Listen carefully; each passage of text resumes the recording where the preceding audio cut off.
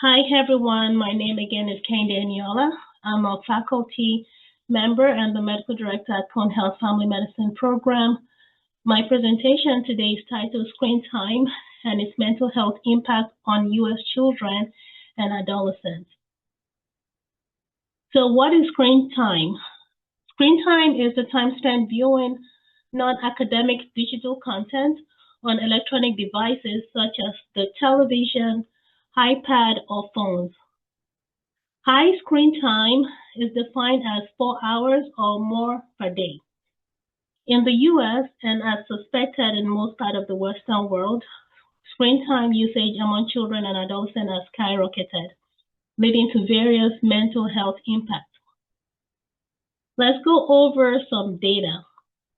According to the National Center for Health Statistics, between July 2021 and December 2023, more than 50% of U.S. adolescents reported more than 4 hours of screen time, which is again relatively high. Among the same patient population, about 1 in 4 of them reported one form of mental health or behavioral health or the other, especially depression, which was reported in about 25.9% of cases, and anxiety reported in 27.1% of the cases. Compared to lower screen time utilizers, higher screen time utilizers are more likely to be less physically active, report sleep concern, and have weight concern. So what are the recreational screen time variabilities? Most of the screen time usage among adolescents in the U.S. are recreational, which is defined as media used for non-educational or leisure-based activities such as gaming, social media, or watching videos. Talking about key drivers for high screen usage in the U.S. and potentially mostly in other Western countries include widespread access to smartphones and computers, peer pressure, and fear of missing out. When everyone in your group is using iPhone, you also want to have it. So peer pressure definitely is a key driver. Parental modeling of screen time. The study suggests that children are more likely to spend more time on screen when their parents does the same. Another key driver is post-pandemic digital norm, including remote learning and digital schoolwork following COVID-19 pandemic in 2019. Social environment also influences social media use. And finally, use of screen time for coping mechanism, especially in children that have anxiety or depression or that are bored. So what are the impacts of excessive screen time? Impacts can be both positive and negative. If screen time is well monitored under strong parental guidance, it may improve social connection and community support. It may also improve self-expression and encourage civil engagement and empowerment. However, if screen time is not well monitored or controlled, it may be harmful, increasing the risk for cyberbullying, body image distortion, harmful content exposure, irregular sleep pattern, digital distress, or even a negative impact on academic performance. Various studies have examined the impact of excessive screen time on different aspects of childhood development, which include cognitive development, social and emotional development, physical and language development, neurodevelopmental effects, and finally, cultural and socioeconomic factors. Talking about cognition, this is the mental process that enables learning, reasoning, problem solving, and understanding. A high-quality learning focuses on good screen content may potentially improve cognitive development in children, whereas poor fast-paced content may negatively impact cognitive development in children and young adults. So basically, content is very, very important when it comes to cognition development. Social-emotional development. This refers to a child's ability to regulate emotions and build healthy relationships. Excessive screen time reduces face-to-face interaction, encourages social isolation, and also encourages reliance on screen for emotional support and comfort, which might all impede emotional development. Talking about physical development, we all know that excessive screen time displaces active play. It also slows down metabolism. While focusing on excessive screen time, sometimes this increases mindless snacking, which leads to obesity. There are various studies that also show that blue light emitted by screen may alter sleep patterns, leading to insomnia.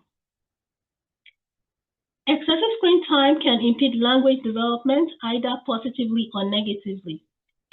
Language, as we know, is the ability to understand vocabulary and process and produce grammatical structure communication. Passive screen time, in other words, without interaction, limits conversation exchange and reduces exposure to language-rich environments. Whereas an interactive learning content can support vocabulary and phonological awareness. So what is the effect of excessive screen time on neurodevelopment? Excessive exposure to poor quality screen time can alter neuroplasticity and cause changes in gray matter development. This may increase risk for ADHD-related symptoms, cognitive and language delays, executive function impairment. Culture and socioeconomics also affect screen time usage.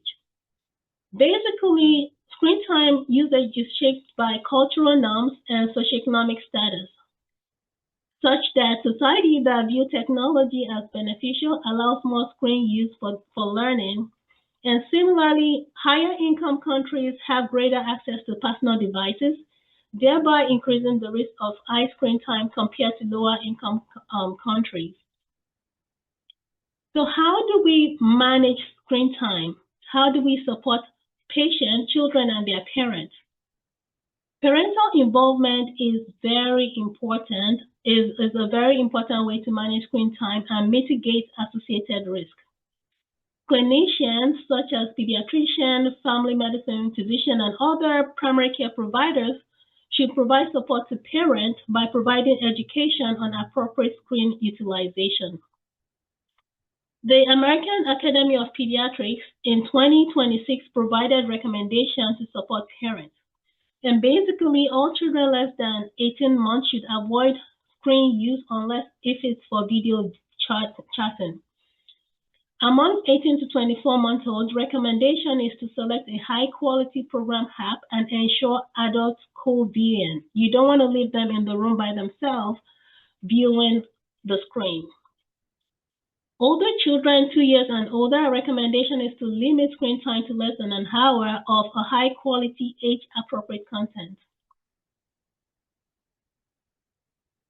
In 2025, the AAP recommendation was updated, which now focuses more on content than actual time spent. The goal is to support families and encourage healthy screen usage among children and young adults by using educational or clinical tools such as the 5C use of media. So what are the 5C use of media? The first one is the child themselves. As a parent, we want to explore how media use impacts the child individually.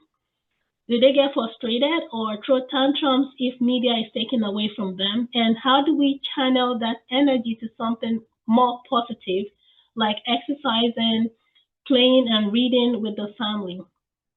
The second C is content. What are they watching? Is it high yield educational material, or is it fast-paced, low-yield material?